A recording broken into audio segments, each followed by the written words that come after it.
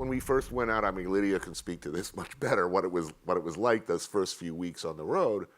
I thought that I was going out there to write a book. And I somehow believed that they were going to film over my shoulder as I ate and somehow make a show out of that.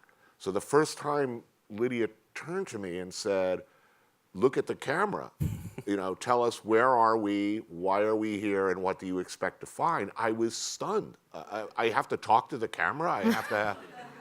It was not a good. No, it was terrible, actually. We sucked. I sucked. It was really, really awful. The first location was Japan. And it's just the three of you, right? It was this is incredibly him, small. and Chris Collins, my husband. We had gotten married a week before, so we went on our honeymoon with, fucking How everyone. romantic. We've been married ever since, like the three of us. But yeah, we went to Japan. It's like, it's a very formal culture. There's a lot of etiquette and I think Tony just sort of got thrust in there, and we were shoving cameras in his face and asking him to deliver. And he was like, get off of me. Like, what are you doing?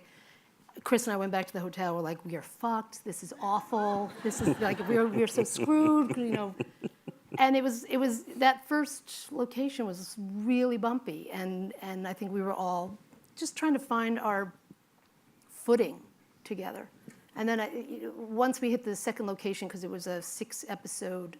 All in one go. All in one go, which we never do now, but it was 6 locations in one trip.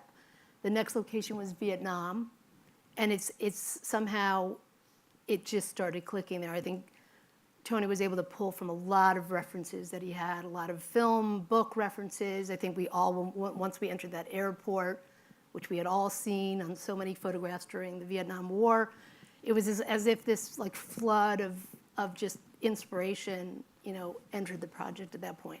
And I think that's really where the show started to come alive. There was a precise moment. Basically, here's this couple who I was just getting to know, walking backwards through Asia with me for 6 weeks, I think.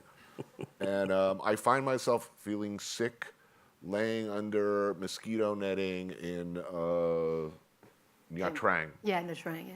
And there's a ceiling fan, slow-moving ceiling fan overhead, and Chris comes in to shoot me in my misery because he figures this will be good TV.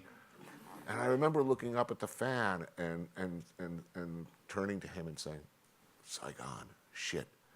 And just starting to think, well, we can rip off the opening scene from Apocalypse Now. Wouldn't that be fun? and really, and Chris got this, he has that look, as you well know. Yeah. Yes. And that's pretty much the birth of everything. This moment between people where we all realize, this doesn't have to be an ordeal. This could actually be a creative enterprise.